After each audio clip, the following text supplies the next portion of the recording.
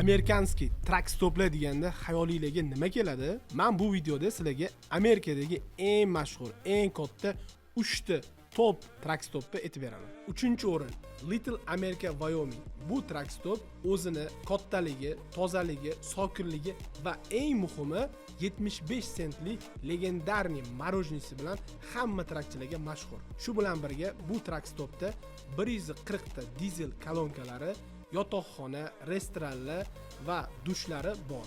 Ikkinchi o'rin Kenley 95 Petro. Bu trak stop North Carolinada joylashgan.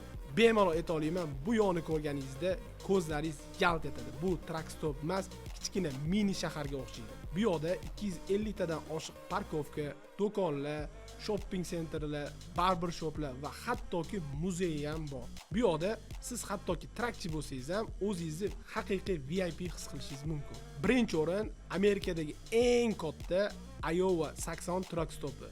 Bu trak stopda o'zim ham bo'lganman va ko'rganimda haqiqatda og'zim ochilib qolgan.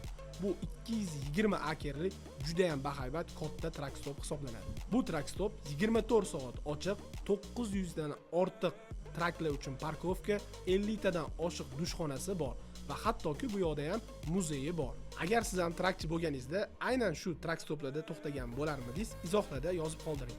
Logistika bo'yicha ko'proq ma'lumot olish uchun obuna bo'lib qo'ying.